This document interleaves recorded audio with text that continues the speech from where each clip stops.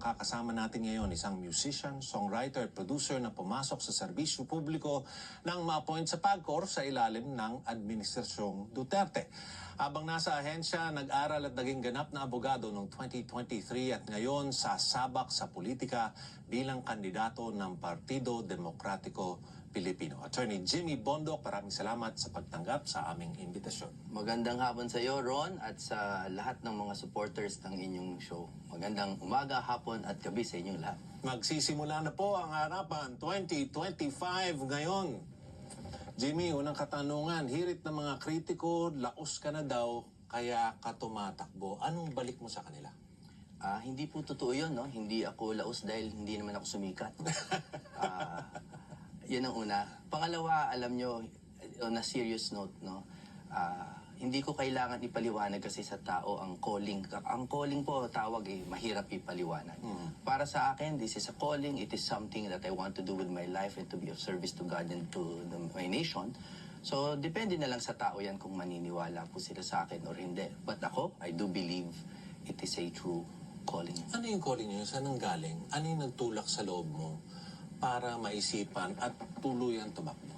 Alam niyo, yung iba kasi kala nila yung calling parang bigla na lang may kalapating dadapo sa ulo mo, no? But ako, it was a series of events for a decade, no? Yung unti-unting pagpasok sa politika, sa serbisyo, unti-unting karunungan, at pag-shift ng career, at nagbabago yung mga minamahal mo at adikain sa buhay.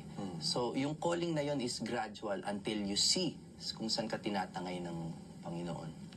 Meron din namang, aside from the critics, meron din naman mga mahanga sa'yo na nag-aral ka pa para maging abogado bago ka nag-isip at pumasok dito sa politika pa, balak mo pagtakbo sa politika. Pero ang tanong nila, bakit to senador ka agad? Ang laki naman yata nung talon mula sa entertainer, nag-aral ka lang ng abogadasya, biglang gusto mo na senador. Alam mo na sa lahat, hindi ako naniniwala na may hierarchy, no, sa public positions. Unique yan eh. May mga tao na mananalo bilang senador pero hindi mananalo sa party list. No? Iba kasi yung mga laban dyan eh. So syempre, inaral din namin. Una, sino ba naman ang gustong matalo? So inaral namin kung saan yung pinaka may chance na makapagserbisyo tayo. So sa pag-aaral namin, it is here. Pangalawa, gusto ko talaga ang policy making mula kabataan pa. I like policy making and making rules work para maging equitable sa mga tao. Okay. Jimmy, kilala ka din bilang malapit sa dating Pangulong Duterte, dating Pangulong Rodrigo Duterte. At isa siya sa, masasabi natin sigurong inspirasyon sa pagtakbo mo. Anong mga katangian niya siguro ang hinahangaan mo at pwedeng tularan sa pagiging mamabatas? Sa akin kasi, dahil divisive ang paghanga sa isang tao, tumitingin ako sa principles, no? And actually, I call it the best of the Duterte principles. Kasi kung meron man mga nagtatalo tungkol sa kanyang pagkatao, yung mga pinaglaban niya, yung the best of the best, tama naman, anti-corruption, na talagang pumapatay sa atin, no? Drugs, which walang nakakalaman dati kung gaano ka pervasive at kung paano niya talagang sinisira yung bayan natin. So, ang gusto ko sa Pangulo, yung pagka-real talk niya, no? Na sinasabi niya sa bayan, ito ang totoong problema. May makalaban man siyang malalaking tao o wala, sinasabi niya ang totoo. Speaking of divisiveness, Jimmy, this closeness you have with the former president and even the family, pwede itong makaapekto sa kampanya mo. Pwedeng makahatak ng suporta sa'yo. Pwede din makataboy. Dahil dito, tingin mo ba may mas malaking challenge ka sa pagtakbo mo, sa kampanya mo, para makumbinsi pa yung mga sigurong may ibang tingin kay Pangulong Presidente, dating Pangulong Rodrigo Duterte, na pwedeng malipat sa'yo? Alam niyo, wala namang tao na nakatira sa vacuum, no? We are all situated beings, ika nga. May sitwasyon tayo. Yung iba, ang burden nila, yung pangalan nila. Minana nila yung pangalan. Yung iba, ang burden nila, wala silang minanang pangalan. Yung iba, ang burden nila, katulad ko, kaibigan ko si Rodrigo Duterte. Lahat po tayo have either an advantage or a cross to bear. So, we must grow where we are planted, no? At dito po ako nakatanim. I accept all the challenges and the advantages that being a friend of the former president brings. Pero para sa akin, wala naman, sa matalinong botante, hindi yun ang iisipin nila. Ang iisipin po nila, ako. At kung talagang may maitutulong ako sa Senado. Pero meron pa rin titingin dahil sa pangalan eh. Jimmy. Yes, and I Are you accept going that. to make that extra effort para makumbinsi silang masubukan ka man? Alam mo, extra na effort baka hindi. Ang akin, gusto ko magbigay ng isang pantay na effort na magpakilala ng totoo. Ayoko nga yung word na nanliligaw, hindi rin ako nanliligaw. Ako po ay nagpapakilala. At kung hindi nyo ako iboboto, pagdasal nyo ako. Kasi malay nyo, ang outcome naman ng elections talagang is always by the hand of God. Yun lang naman ang totoo kong paniniwala eh. So we might as well say the truth, stand for the truth, at tingnan natin kung mananaig ang katotohanan. Another issue that may be divisive, Jimmy, your stance and statements na mga nabitawan mong mga salita tungkol sa ABS-CBN, lalo na nung ito ay pinashutdown. Paano mo ganun din makukumbinsing subukan ka ng mga botante na siguro may sama pa ng loob sa'yo dahil dun sa mga sinabi mo? Alam niyo, nung pumasok ko kanina dyan no, sa ABS, naalala ko nung nag-aasap ako, nung gano'n. I have fond memories. And I really believe that ABS-CBN entertainment is still the best. It's the best in the world.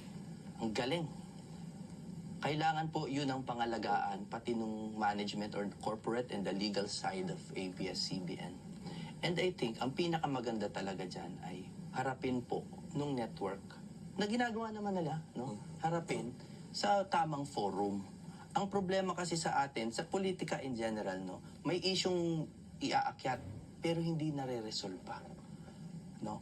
So kung ma-resolve sana yon, makita na kung saan inosente yung ang ABS sa mga pinaratang sa kanila, kung saan sila baka sakali lang guilty, para matapos na, and then we can move on to the franchise issue. Pero ang gusto ko lang malaman ng mga tao na nung nagsalita akong ganon, that comes from a place of truth, hindi hatred. And right now, I'm glad to hear na ang dami ng naka-rebound na mga workers from ABS-CBN. There is this proposal by Congressman Joey Salceda for the renewal of the franchise of ABS-CBN. Sang-ayon ka ba dito? Sinasabi ni Congressman Salceda, wala naman daw nakitang kamalian at mga nilabag. Are you in favor of this proposal? Well, it's not up to me. No? It's a congressional prerogative. Alam mo, ang kailangan ba intindihan ng tao ang franchise, halos wala naman talagang conditions yan eh. Kung trip ng Kongreso yan, ibibigay yan, di ba? Wala man lang conditions yan eh. No? It's not like a contract.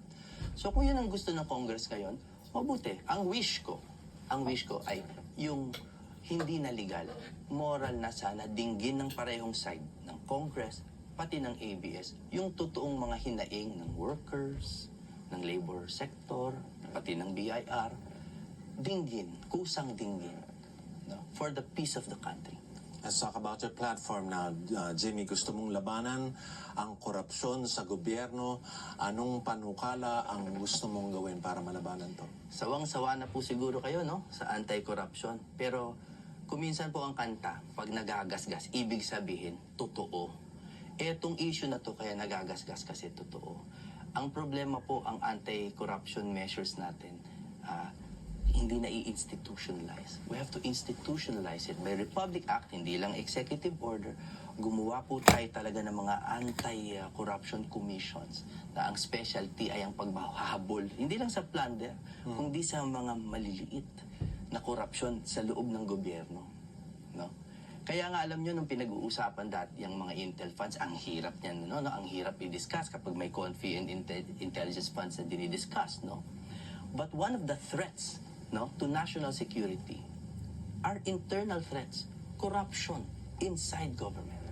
Kaya sa totoo lahat ng ahensya may kinalaman sa national security because corruption is a danger to national security. Ang problema ko minsan sa korupsyon is yung pag-imbestiga, pagkahaba-habang panahon, Absolutely. iimbestigahan At walang, katulad ng sabi mo kanina, hindi naman nare-resolve. Hindi nare-resolve. Hindi nagkakaroon ng solusyon. Kasi hindi sa proper forum. Anong gusto mong gawin para maitama yon, para mapabilis yung proseso at ma-resolve ba? Okay, two things pero mga ano po to, medyo mahirap gawin ha. Mas madali gawin yung to institutionalize. Halimbawa yung PACC, di ba? Executive order yun eh. Yes. Gawin natin by Republic Act. Para tumibay, para magka-fiscal autonomy, may sarili siyang pera, may sarili siyang appointed officers na hindi umaasa sa kasalukuyang administrasyon. Okay, that's number one. Number two, eto, controversial to, but I'm willing to be controversial. Alam nyo kasi, ang Congress, walang nagbabantay dyan. Nobody polices the police. And as we see now, ang allegedly, di umano, nandyan nangyayari yung most of the corruption. Paano babantayan? We have to really revisit the Constitution. Kailangan tingnan natin paano ba ang removal or sanctioning ng mga congressman. Kasi when we talk about corruption, alam na natin yung systemic sa mga ahensya. E paano yung sa mga pinaka-pinuno natin? How do we remove them? We cannot remove them by recall. We cannot impeach congressmen. They're not in the list. No? So we have to revisit that. Ganon masasolve ang corruption. Sang-ayon ka ba doon sa proposal ng death penalty para sa mga na huhuli sa korupsyon? Hindi. Alam nyo, kung ako gusto ko lang ang boto ng mga rabid, oo na ako no? At ako, tao lang ako natutukso din ako, no? Gusto ko kuminsan talaga patayin yung masasamang tao, sa totoo lang. Pero, sagrado po talaga ang human life, no? At nagkakamali ang korte. Para sa akin, mas mabigat na parusa yung ipakulong.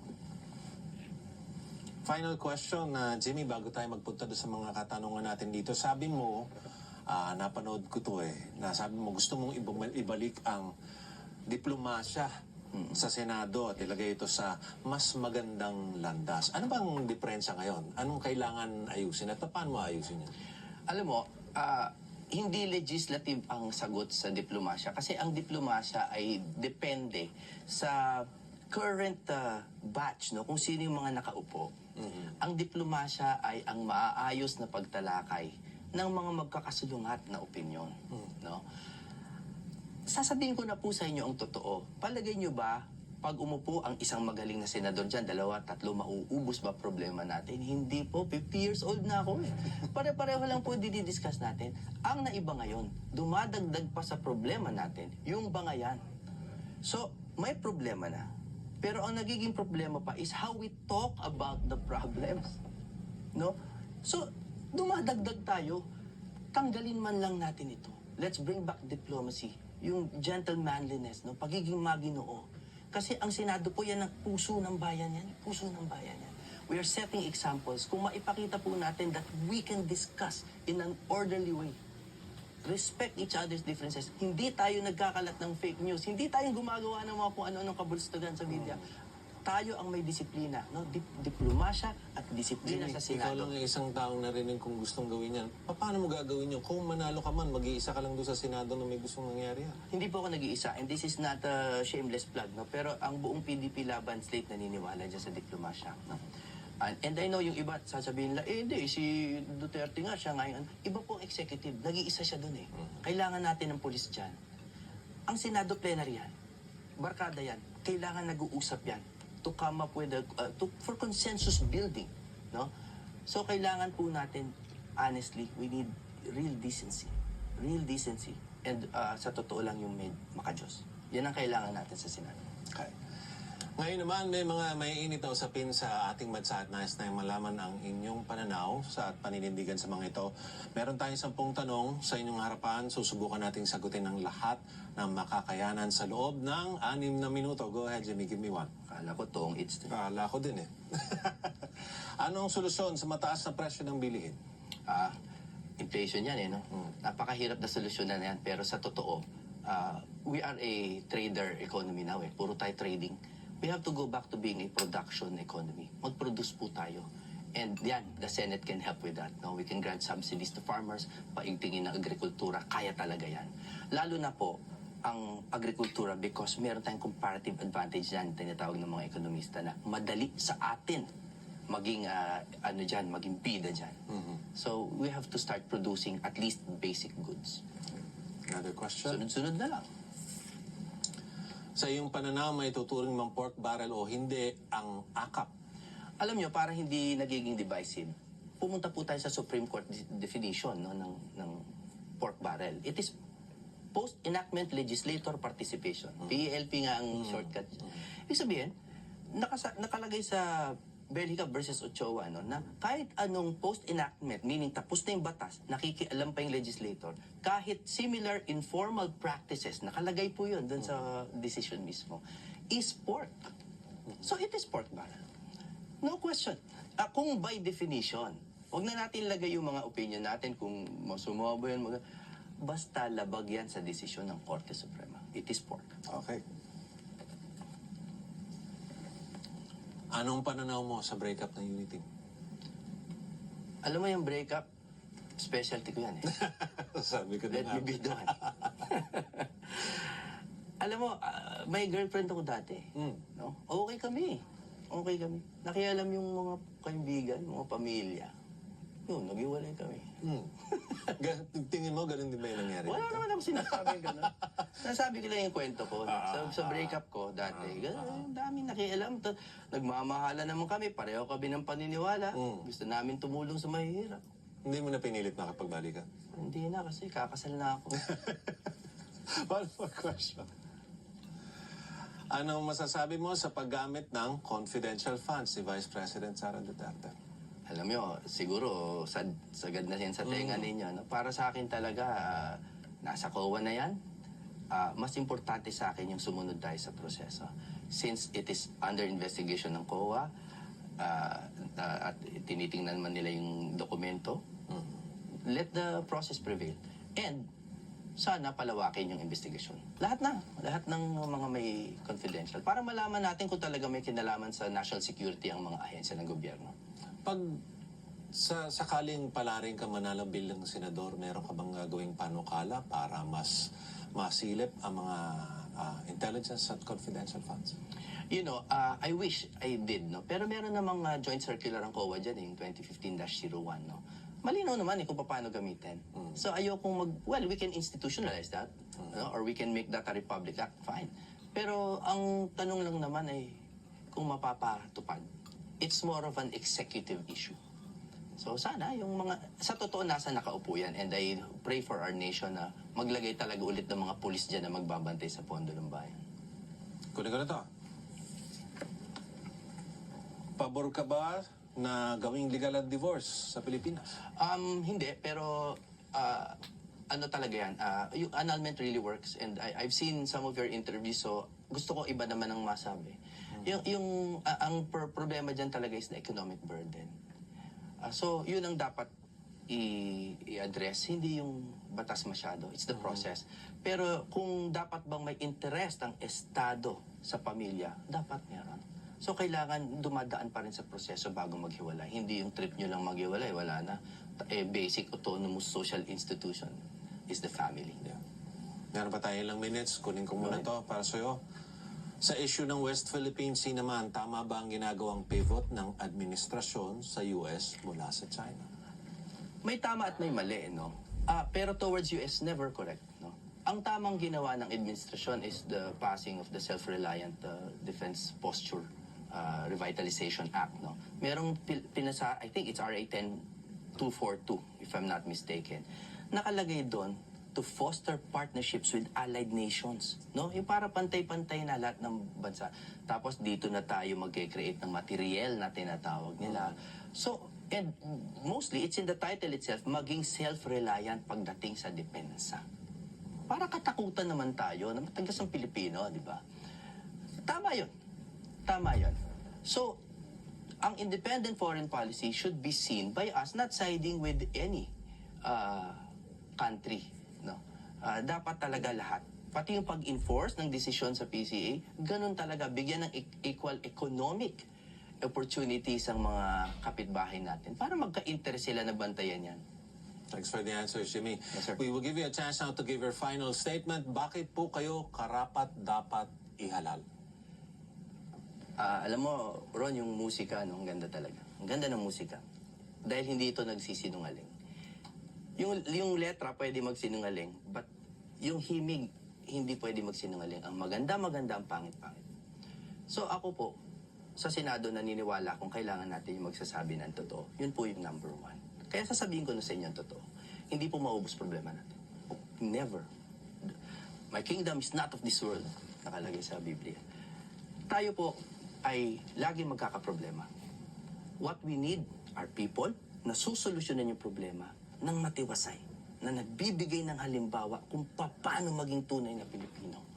Kailangan natin ng diplomasya at disiplina sa Senado. Ang diplomasya po ay ang mahinahong pagtatalakay at matalinong pagtatalakay. Ang disiplina ay ang pagsunod sa batas ng mga mismong mambabatas. Dahil ang Senado ay ang isip at puso ng Pilipinas.